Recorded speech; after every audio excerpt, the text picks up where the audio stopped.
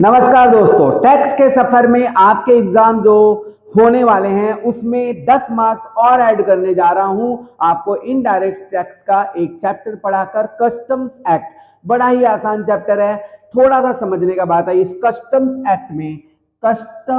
Act में आपको पढ़ने क्या है वो मैं डायरेक्टली बिना ज्यादा टाइम खाए बिना डायरेक्ट पॉइंट पे बात करता हूं। कस्टम्स एक्ट के हिसाब से एक ड्यूटी लगता है उस गुड्स पर जो गुड्स हम किसी दूसरे देश से अपने देश में इंपोर्ट कराते हैं। तो इंपोर्ट कराने के लिए आप माल खरीदते तो हो अमेरिका से, खरीदते तो हो चाइना से, या फिर किसी दूसरे फॉरेन कंट्री से आप खरीदते हो, लेकिन हमारे देश में अगर आप एंट्री लेते हो तो आपका देश उस गुड्स के वैल्यू के ऊपर एक ड्यूटी ऐड करता है जिसको हम लोग कस्टम्स एक्ट या कस्टम्स ड्यूटी के हिसाब से ऐड करते हैं। अब सवाल ये उठता है कि हम जब गुड्स खरीदते हैं तो गुड्स मान लीजिए आपने अमेरिका से परचेज किया है, और अमेरिका के कैलिफोर्निया से आप परचेज किया है और आपने इंपोर्ट करवाया है गुड्स को इंडिया में, लेकिन अमेरिका के कैलिफोर्निया से गुड्स आपके इंडिया में आने तक का जो सफर है उसका जो कॉस्ट होता है उस किस वैल्यू पे उसको ड्यूटी ऐड किया जाएगा, इसी चीज को हम लोग को समझने के लिए कस्टम्स एक्ट में पढ़ा जाता है। देखिए, आप अमेरिका में सामान जो खरीदते हो वहां के एक्सपोर्टर से, तो जब आप सामान खरीदे तो सामान का एक वैल्यू होता है, वो होता है हमारा, वो वैल्यू में हम लोग दो तरह के खर्चे ऐड करते हैं। एक होता है रूल 10(1) का और एक होता है रूल 10(2) का। अब ये दो रूल क्या क्या है मैं आपको बताऊं। रूल 10(1) और रूल 10(2) ये क्या है? देखिए भाई, यहां पे अमेरिका है, ये पोर्ट है जहां से हम गुड्स को इंपोर्ट कराएंगे। यहां से ये पोर्ट पे पहुंचा दिया, चाहे ये एयर पोर्ट हो या नॉर्मल पोर्ट हो। आपको यहां से गुड्स, जो अमेरिका का जो एक्सपोर्टर है, जो गुड्स को एक्सपोर्ट करेगा, तो आपको तो ऐसे ही वो सामान दे नहीं देगा, आपको तो उसका पैकिंग मटेरियल लगेगा, उसका हैंडलिंग चार्जेस लगेगा, पैकिंग के लिए कुछ वेजेस होंगे वो देना पड़ेगा, लैंडिंग चार्जेस तो इंक्लूड नहीं होता है वो छोड़ दीजिए, हैंडलिंग चार्जेस देने होंगे। इसके बाद आपको अनलोडिंग और लोडिंग चार्जेस देने होंगे, क्योंकि ये जो गुड्स है ना, पोर्ट यहाँ से दूर है, तो यहां से यहां तक माल पहुंचाने का जो खर्चा है वो सब कुछ जो जोड़ा जाता है उसको रूल 10(1) में कैलकुलेट करते हैं। तो देखिए, सबसे पहले इसको हम लोग एफओबी बनाते हैं। एफओबी मतलब फ्री ऑन बोर्ड। तो फ्री ऑन बोर्ड को, माल जो खरीदा है उसको हम लोग एफओबी में कन्वर्ट करने के लिए रूल 10(1) का खर्चा ऐड करते हैं। इस खर्चे में क्या क्या आ जाता है आपको इस डब्बा के अंदर लिखकर मैं दिखा दूं। पैकिंग खर्चा,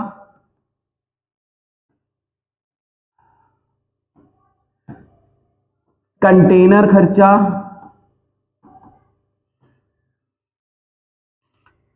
loading and unloading expenses,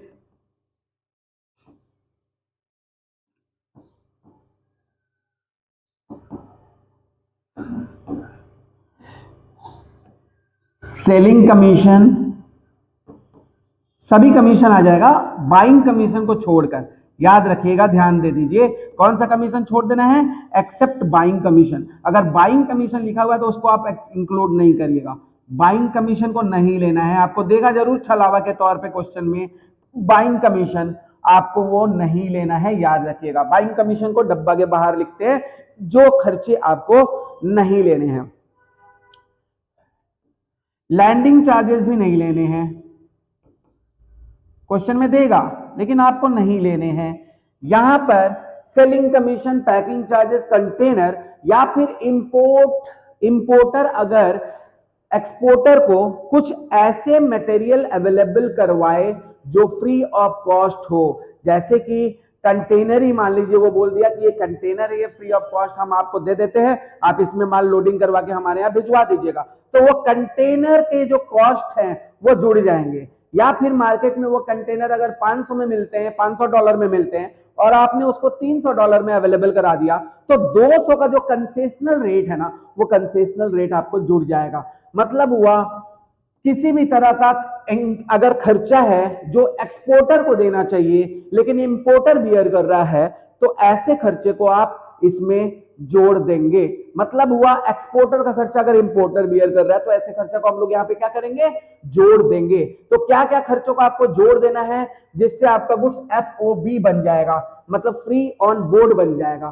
free on board बनने के बाद यहां से अमेरिका के, कैलिफोर्निया से अमेरिका के ही पोर्ट तक गुड्स को पहुंचाने का जो खर्चा ऐड हो रहा है, वो हमारा फ्री ऑन बोर्ड बनाने में जो खर्चा ऐड हो रहा है, उसको हम लोग रूल 10(1) में लिख रहे हैं। इसके बाद आप देखिएगा, जब गुड्स यहां से लेकर यहां पर पानी से या हवा से, पानी से या हवा से भेजा जा रहा है इंडिया में, ये इंडिया का कोई पोर्ट है, एयरपोर्ट हो या फिर कोई पानी का जहाज वाला पोर्ट हो, तो यहां पर गुड्स को भेजने के लिए हमको गुड्स में एक चीज तो करवाना होता है भैया, यहां पर हम गुड्स का इंश्योरेंस जरूर करवा लेते हैं। तो गुड्स का इंश्योरेंस हो जाता है और गुड्स का फ्रेट हो जाता है और गुड्स का कॉस्ट हो जाता है। तो इसमें 3 ये कॉस्ट है, CIF। तो ये जो खर्चा जोड़ देते हैं हम लोग रूल 10 के अंदर, CIF। तो CIF कॉस्ट, इंश्योरेंस और फ्रेट, ये जोड़ने के बाद हमारा जो खर्चा जुड़ जाता है। तो यहां पर जब गुड्स इंडिया में के पोर्ट में जब ये गुड्स उतरा ना, तो इस गुड्स का नाम हो गया एसेसेबल वैल्यू। एसेसेबल वैल्यू, इसी एसेसेबल वैल्यू में टैक्स या ड्यूटी जोड़ा जाता है। तो याद रखेंगे, यहां पर 2 तरह के खर्चे जोड़े जाते हैं। एक होता है रूल 10 क्लॉज 1 के अंदर जो खर्चे होते हैं, मतलब आपके अमेरिका के ही बिजनेसमैन के गोडाउन से लेकर अमेरिका के पोर्ट तक पहुंचाने का जो भी खर्चा है, एक्सक्लूडिंग बाइंग कमीशन, इसको याद रखिएगा।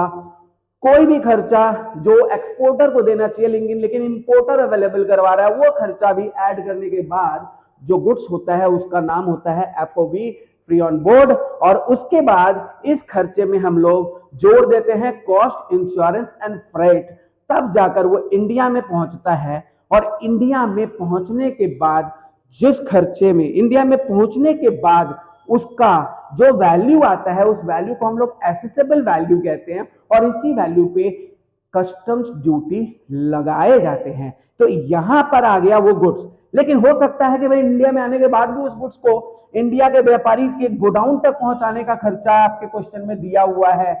इंडिया का व्यापारी का गुड्स मान लीजिए वो कोलकाता में है, तो कैलिफोर्निया से कोलकाता में एयरपोर्ट या पानी का जहाज वाला पोर्ट हो, हल्दिया पोर्ट हो, ये सब जगह से गुड्स को कोलकाता के उस व्यापारी के गोडाउन में पहुंचाने के लिए जो भी खर्चे लगे हैं, अनलोडिंग चार्जेस या फिर यहां से कैरेज चार्जेस जो भी लगे हैं, इन सारे खर्चों को ऐड नहीं करते।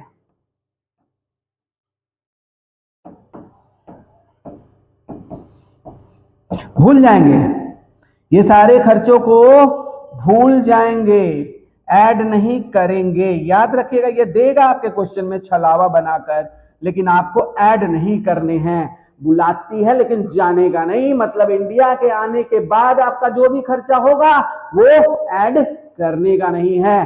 तो कस्टम्स एक्ट में आपको ये कहानी याद रखनी है, ड्यूटी कितनी % लगती है, कितनी नहीं लगती है, वो मैं आपको अभी थोड़ी देर में बताऊंगा। फ्रेट का कॉस्ट अगर क्वेश्चन में नहीं दिया रहे, इंश्योरेंस का कॉस्ट क्वेश्चन में नहीं दिया रहे, तो क्या करेंगे ये मैं आपको थोड़ा सा बताऊंगा। यहां पर इन सब के बारे में डिटेल्स में आपको बताऊंगा और फिर एक लाइव एग्जांपल क्वेश्चन करूंगा। दोस्तों बड़ा ही आसान चैप्टर है, अगर ये वीडियो आप देख रहे होगे तो आप भाग्यशाली होगे कि 10 नंबर आपके पॉकेट में और जाने वाला है कस्टम्स ड्यूटीज चैप्टर को देखकर। तो यहां पर हम आपको अब आगे के चीजों के बारे में बताएंगे, फिर आपको एक प्रैक्टिकल सम कराएंगे। एक मिनट। तो अब हम लोग इसके रूल 2 के बारे में जानेंगे, 2B के बारे में। 2B आपको दिख रहा होगा यहां पर रूल 2 10(2). तो 10(2) में यहाँ के जो गुड्स है वो कॉस्ट आपका आ चुका है, तो कॉस्ट हम लोग निकाल चुके हैं। ये कॉस्ट आपका आ चुका है। अब हम लोग बात करते हैं, यहाँ पर दो खर्चे हैं, एक तो फ्रेट है और एक इंश्योरेंस है। चलिए मैं फ्रेट के बारे में आपको बता दूं। फ्रेट के बारे में आप थोड़ा सा समझ जाएंगे, फ्रेट कौन सा वैल्यू ऐड करेंगे। फ्रेट में देखिए एक चीज तो है, क्वेश्चन में फ्रेट नोन है और एक अननोन है। मतलब जब फ्रेट जो है वो दे दिया गया है डायरेक्टली, फ्रेट का वैल्यू क्वेश्चन में दे दिया गया है, फ्रेट नोन है और फ्रेट का वैल्यू अननोन है। मतलब क्वेश्चन में अनसर्टेन है, ये दिया हुआ नहीं है, अननोन है।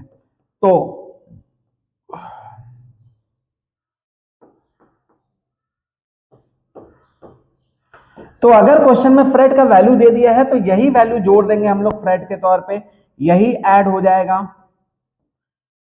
लेकिन अगर क्वेश्चन में फ्रेट का वैल्यू नहीं दिया ना बच्चों, तो हम लोग 20% ऑफ एफओबी लिख देंगे। फ्रेट का वैल्यू होगा 20% ऑफ एफओबी। एफओबी मतलब ये रहा आपका जो गुड्स रूल 10(1) का खर्चा ऐड करने के बाद जो खर्चा जो हमारा गुड्स कॉस्ट बनकर आया है वही मेरा एफओबी है।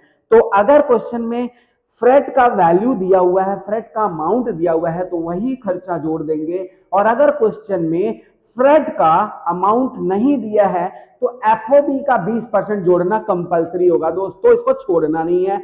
लेकिन एक बात ध्यान रखना है कि अगर फ्रेट जो है वो एयरवेज है, मतलब अगर गुड्स जो कैरी करेगा वो एयर से करेगा, एयरक्राफ्ट से करेगा, तो उस केस में आपको एक बात ध्यान रखना होगा, इफ फ्रेट जो हो रहा है, मतलब जो भाड़ा दिया जा रहा है वो बाई एयर हो रहा है, मतलब एयरक्राफ्ट से अगर हो रहा है, एयर मतलब एयरक्राफ्ट से हो रहा है, तो उस केस में हमको एक बात ध्यान रखना पड़ेगा कि जो भी फ्रेट का वैल्यू है वो 20% ऑफ एफओबी से ज्यादा नहीं होना चाहिए।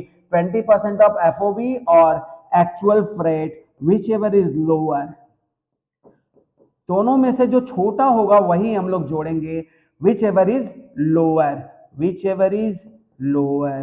तो यहां पर आप समझ पा रहे होंगे कि भैया पानी से भेजे तब तो सही है, पानी से भेजे तो 20% ऑफ एफओबी जोड़ देंगे, या फिर जो एक्चुअल फ्रेट का वैल्यू दिया रहेगा वो जोड़ देंगे। लेकिन अगर हवा से भेजे भैया तो याद रखेंगे 20% ऑफ एफओबी या फिर एक्चुअल फ्रेट पेड, दोनों में से जो छोटा होगा ना वही जोड़ेंगे अंडर 10(2) में फ्रेट के लिए।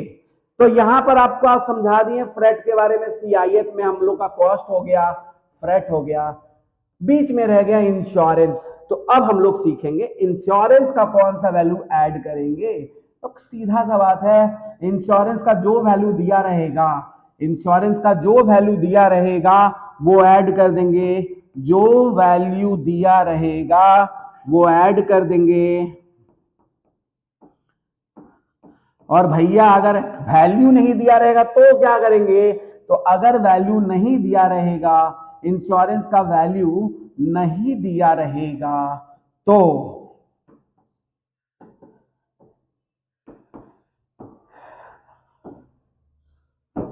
1.125% ऑफ एफओबी अपने रूल के हिसाब से उसमें जोड़ देंगे इंश्योरेंस के लिए।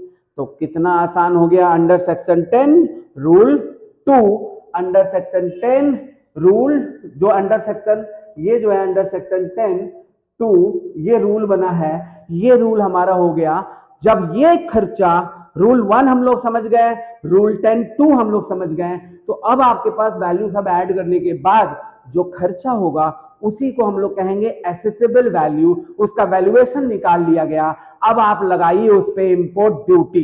इंपोर्ट ड्यूटी के केस में देखिएगा दो डेट देकर क्वेश्चन आपको कंफ्यूज करेगा, एक बिल ऑफ एंट्री का डेट रहेगा, एक डेट ऑफ इनवर्ड का रहेगा। तो इन दोनों में से जो बाद वाला डेट रहेगा ना उसी दिन का रेट को आप कैलकुलेट करोगे, ड्यूटी का रेट। हो सकता है कि जो डेट दिया है बिल ऑफ एंट्री वो मान लीजिए 7 मार्च है। अब इसमें बात ड्यूटी के बारे में बात करते हैं।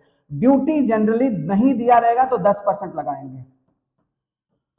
और अगर आपको दो कंफ्यूजन करेगा कि भारतीय सरकार का जो ड्यूटी का रेट है वो दो अलग अलग दिया हुआ है, बिल ऑफ एंट्री पे दिया हुआ है और बिल ऑफ एंट्री पे दिया हुआ है और एक एंट्री इनवॉइस दिया हुआ है, किस दिन आपको एंट्री करना था, वो एंट्री इनवॉइस आपको जब मिला है एंट्री इनवॉइस। तो ये दो डेट देगा, मान लीजिए ये डेट दिया हुआ है 7 मार्च 2023 को और 24 लिख लीजिए, और ये डेट दिया हुआ है 11 मार्च 2024 को। इन दोनों का डेट और रेट दोनों अलग अलग है। डेट दे दिया यहाँ पे 10%, यहाँ पर दे दिया 12%। तो जिसमें से जो बाद में आया हुआ डेट है उसका रेट हम लोग ड्यूटी पेएबल में जोड़ेंगे और फिर ड्यूटी ऐड करने के बाद आपका टोटल जो वैल्यू आएगा उसको हम लोग कहेंगे लैंडेड वैल्यू। तो यहां पर पूरा कस्टम्स एक्ट जो बीकॉम सेमेस्टर 5 में आपके आता है, उस बीकॉम सेमेस्टर 5 के खर्चे को मैं एक फॉर्मेट में दिखा रहा हूं और ये देखने के बाद आप ये पूरा कस्टम्स ड्यूटी के सम्स आराम से समझ पाओगे। कोई ज्यादा झमेला नहीं है, इसके ज्यादा थ्योरी पोर्शन में नहीं जाना है। मैं तो चाहूंगा कि आप पूरे 80 नंबर में से 60 नंबर प्रैक्टिकल क्वेश्चन समझकर, प्रैक्टिकल क्वेश्चन सॉल्व करके, क्वेश्चन का प्रॉब्लम सॉल्व करके आप खुद पाए।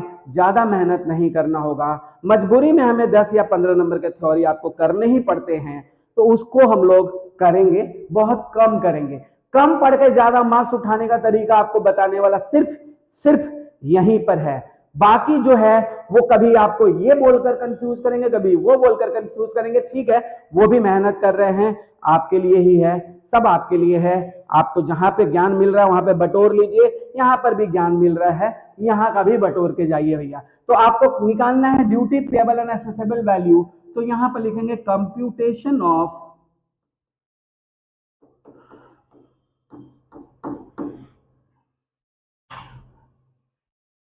Customs duty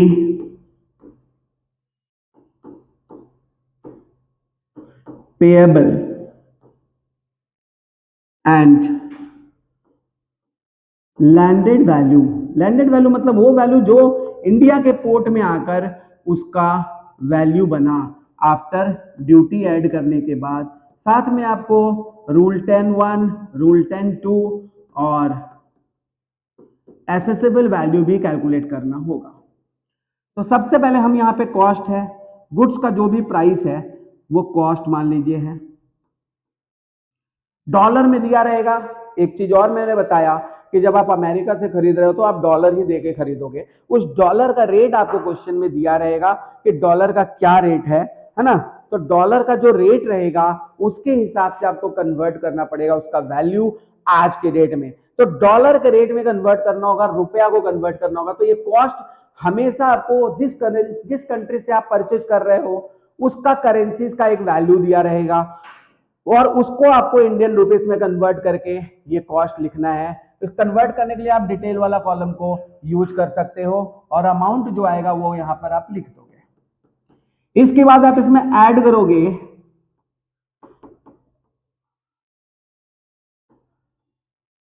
expenses under rule 10(1), जो मैंने ऊपर आपको एक्सप्लेन किया है, जिसमें मैं थोड़ा सा हिंट दे दूं। यहां पर एक्सपेंसेस अंडर रूल 10(1) पैकिंग खर्चा हो गया, हैंडलिंग चार्जेस हो गया,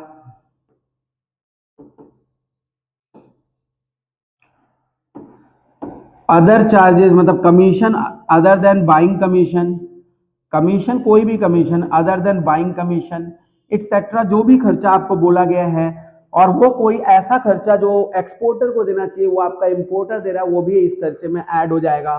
तो ऐड होने के बाद जो वैल्यू होगा वो वैल्यू हम लोग यहाँ पे ऐड कर देंगे।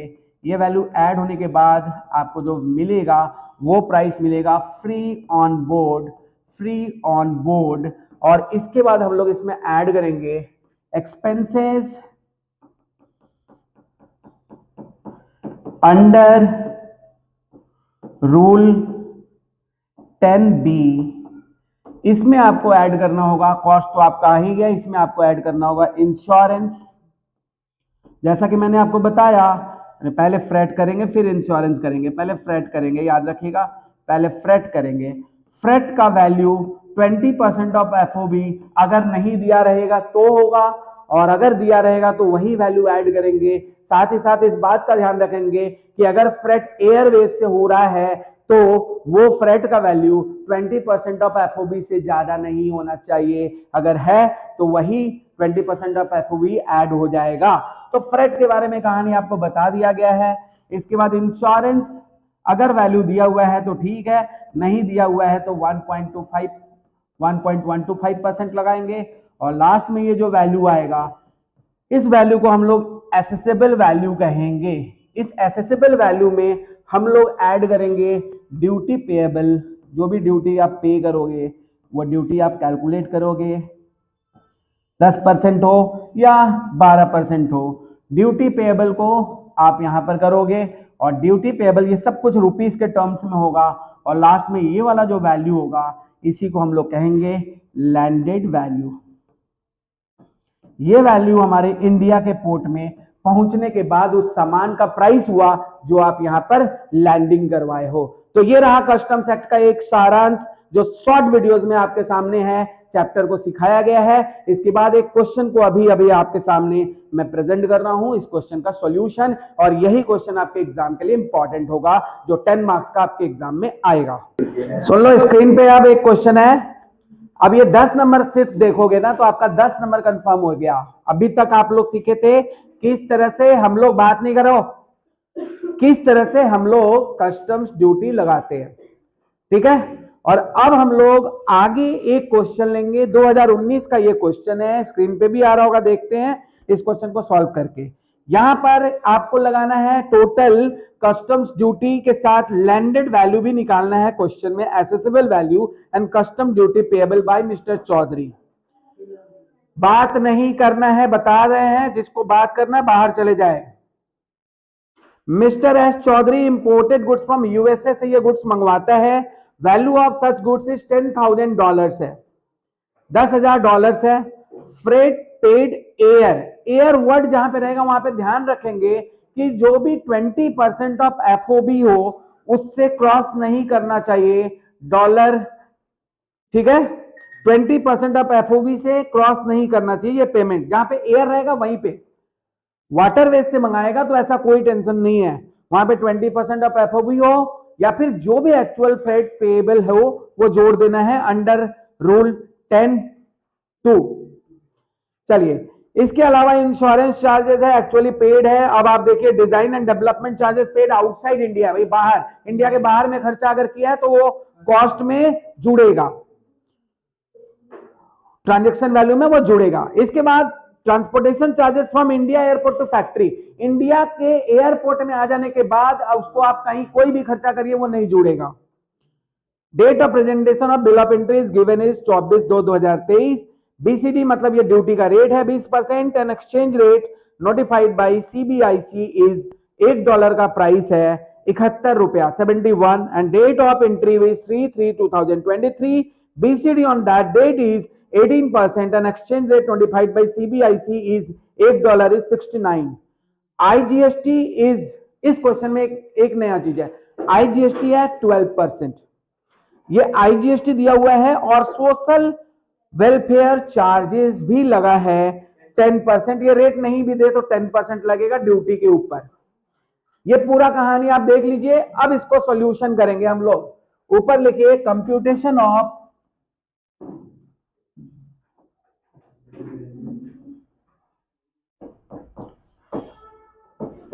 assessable value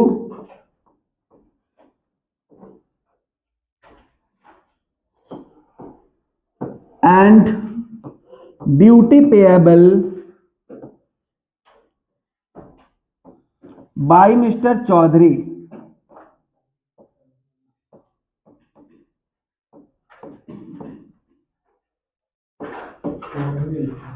for the assessment year,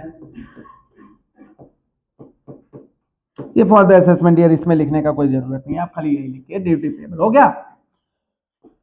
यहां पर लिखने का जरूरत नहीं है, खाली ड्यूटी कितना पेएबल होगा ये आपको कैलकुलेट करना है। ये मंगवाया है विदेश से, विदेश मतलब यूएसए से कुछ गुड्स मंगाया है जिसका डॉलर वैल्यू क्वेश्चन में दिया हुआ है। उस डॉलर वैल्यू को रुपया में कन्वर्ट करके फिर उसके ऊपर ड्यूटी लगाना है। सबसे पहले एक ट्रांजैक्शन वैल्यू होगा, पर्टिकुलर अमाउंट आप लोगों ने लिख लिया है। सबसे पहले उसका ट्रांजैक्शन वैल्यू होगा। अगर सब कुछ डॉलर्स में दिया हुआ है तो हम सब कुछ अभी डॉलर्स में ही लिखते हैं। ट्रांजैक्शन वैल्यू सब कुछ करने का मतलब यहाँ पे क्वेश्चन में फ्रेट भी डॉलर में दिया हुआ है और वो जो डिजाइन खर्चा जो लगाया है बाहर में वो भी डॉलर में दिया हुआ है। तो सब कुछ का वैल्यू मैं एक बार डॉलर में ही लिखता हूं, बाद में जाकर एक संग में उसको कन्वर्ट कर लूंगा आज के डॉलर के रेट में। ठीक है, 71 आपके क्वेश्चन में डॉलर का वैल्यू है, लेकिन आपके क्वेश्चन में जब आएगा तो डॉलर का वैल्यू 82 से 84 के बीच में होगा। उस तरह से आप कन्वर्ट करिएगा। ट्रांजैक्शन वैल्यू क्वेश्चन में लिखा हुआ है। हाँ ये भी है, जरूरी नहीं है कि ये डॉलर में ही हो, पाउंड में भी हो सकता है या किसी फॉरेन कंट्री के किसी भी करेंसी में हो सकता है, तो आप उसको कन्वर्ट कर लेंगे। वैल्यू जरूर दिया रहेगा। क्वेश्चन में अभी डॉलर का वैल्यू है, कितना रुपया में वो खरीदा है, 10,000 डॉलर में। यहां पे 10,000 डॉलर हम लोग लिख देंगे। इसमें हम लोग ऐड करेंगे adjustment under rule 10(1), adjustment under rule 10(1). ये खर्चा वहां का है जिस देश से आप सामान मंगवा रहे हो। जिस देश से आप सामान मंगवा रहे हो वहां पर खर्चा इसका वैल्यू बढ़ाएगा। इसमें पैकिंग खर्चा, landing charges, packing charges, loading unloading charges of that country जहां पे आप इंपोर्ट करवा रहे हो जहां से गुड्स को, उसके बाद वहां पे आप ब्रोकरेज, याद रखिए बाइंग का जो कमीशन है वो उसको छोड़कर, बाइंग कमीशन कभी भी नहीं लेंगे, सेलिंग कमीशन ले लेंगे। और आपका इंपोर्टर वो खर्चा पेड कर दे रहा है जो कि देना चाहिए था एक्सपोर्टर को। वो खर्चा अगर एक्सपोर्टर को दे दिया है तो वो खर्चा भी ऐड हो जाएगा। इसको मैंने रूल 10(1) में डिस्क्राइब किया है पहले, इसी वीडियो के पहले पार्ट में।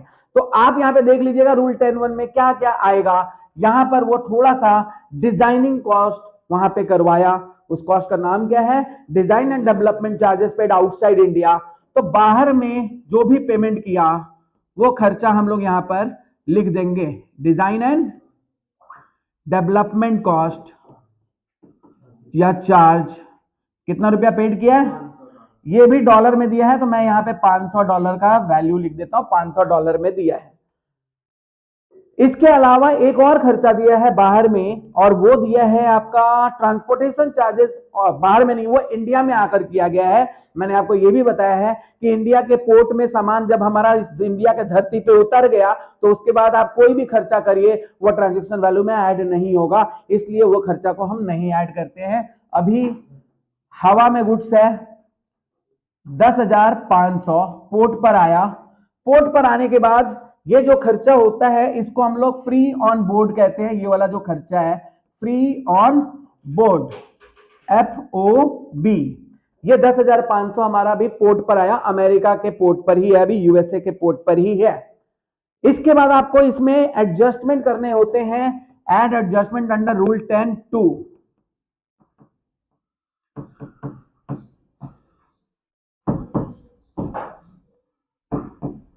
रूल 10(2) में आपको क्या एडजस्टमेंट करने होते हैं, यहां पे आपको दो खर्चा फ्रेट और इंश्योरेंस ऐड करने होते हैं, क्योंकि कॉस्ट आपका ये है, ये कॉस्ट है, आपको दो खर्चे और ऐड करने होते हैं, फ्रेट और इंश्योरेंस। तो सबसे पहले मैं फ्रेट लिख देता हूं। फ्रेट का नियम क्या है, क्योंकि ये जो गुड्स है वो हवाई मार्ग से आ रहा है, जहाज से, हवाई जहाज से आ रहा है, बाई मोड ऑफ एयर आ रहा है, तो यहां पर फ्रेट में एक बंदिश लगा के रखा है अपना कस्टम्स एक्ट। फ्रेट में ये बोल रहा है कि अगर आप चीजों को हवाई जहाज से मंगवाते हैं तो जो भी आप फ्रेट पेड करते हैं वो 20% ऑफ FOB से ज्यादा नहीं होना चाहिए। ठीक है, FOB आपका कितना हुआ, 10,500 डॉलर, लेकिन देखिए वो कितना पेड किया है क्वेश्चन में, 2,500। अभी ये जो चीज है फ्रेट में हम लोग यहां पे लिखेंगे 20% ऑफ FOB और actual freight whichever is lower, दोनों में से जो छोटा होगा,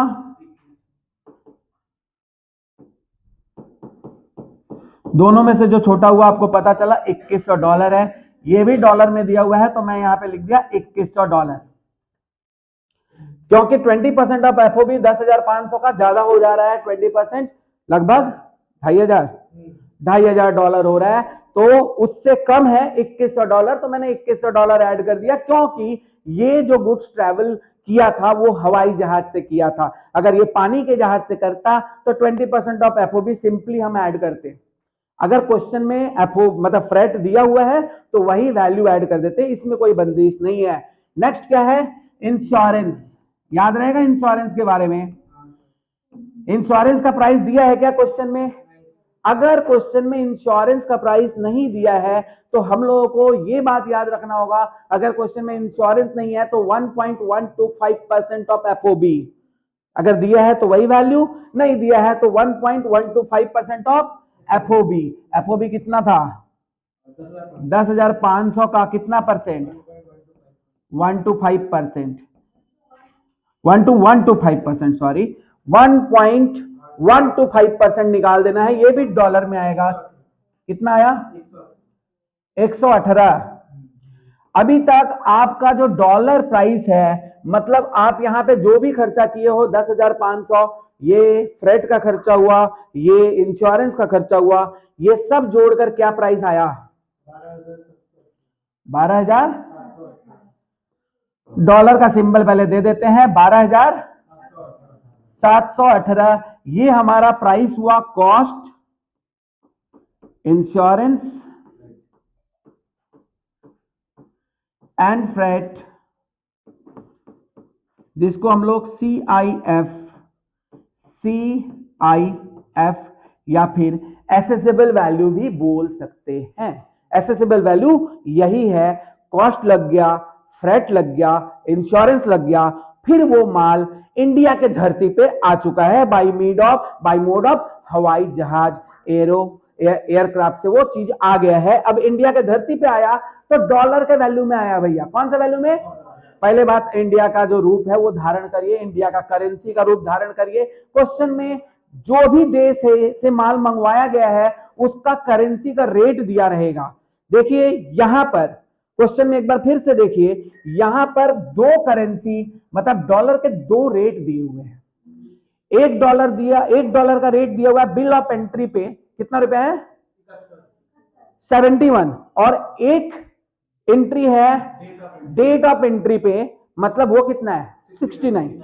हम लोगों को हमेशा इस बात को ध्यान रखना है कि जिस डेट को हम एंट्री फाइल किए हैं उसी डेट वाला रेट लेना है डॉलर का। किस डेट में आप एंट्री फाइल किए हो? डेट ऑफ एंट्री क्या है? बिल ऑफ एंट्री इज उस दिन का जो रेट है वो हम लोगों का कंसिडर्ड होगा 71।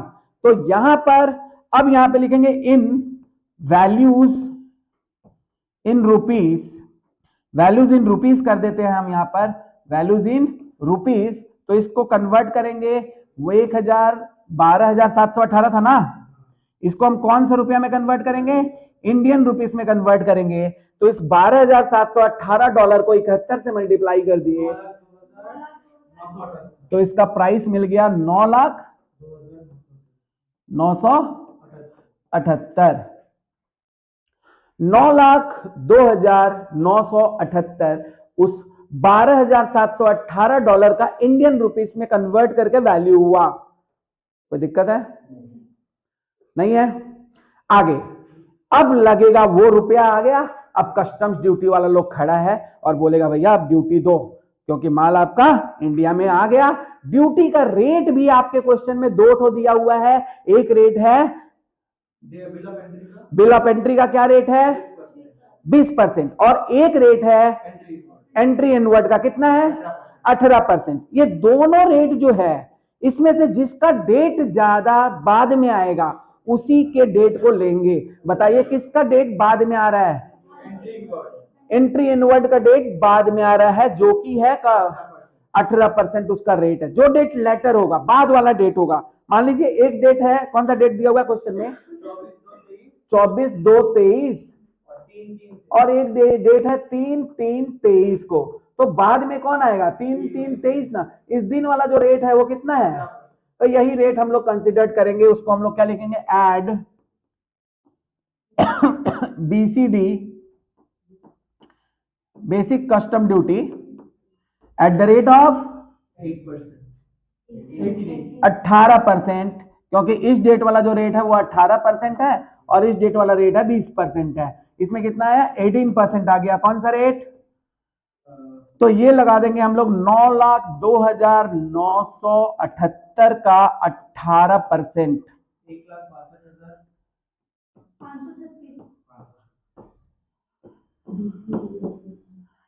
ठीक है। इसके बाद हम लोगों का लगेगा इसी पर कौन सा date? Social welfare surcharge at the rate of 10% of duty payable. ये जो ड्यूटी आपने पेड किया है ना, जिस तरह से हमारे इंडिया में जब हम इनकम टैक्स पे करते हैं तो उसके ऊपर हेल्थ एंड एजुकेशन सेस लगता है टैक्सेबल अमाउंट पर, जो टैक्स का अमाउंट है। उसी तरह से जब हम लोग कोई चीज को मंगवाते हैं तो सोशल वेलफेयर सरचार्ज लगता है 10% आपके ड्यूटी पेएबल पे। तो ड्यूटी कितना पेड किए हैं 162,563 इंटू कितना परसेंट? 10%। कितना हो गया? 16,500। अच्छा ये 536 है।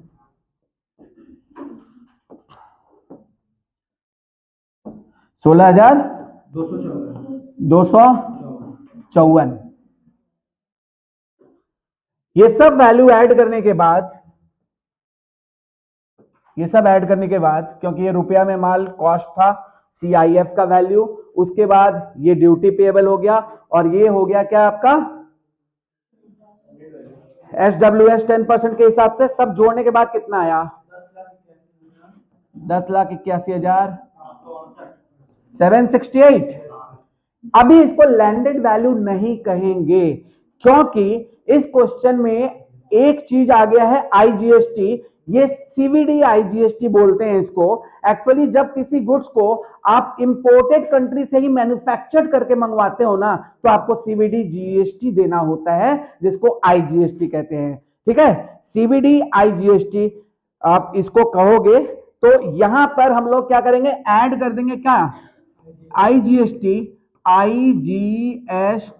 एट द रेट ऑफ क्या परसेंट? 12% इसमें ऐड कर देंगे।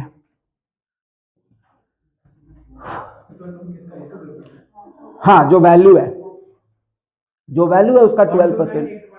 129,812 और इसको जोड़ देने के बाद ये जो वैल्यू होगा, इसी वैल्यू को हम लोग कहेंगे लैंडेड वैल्यू। मतलब आप इतना पेमेंट करेंगे, ये ड्यूटी पेमेंट करेंगे और इसके बाद IGST पेमेंट करेंगे।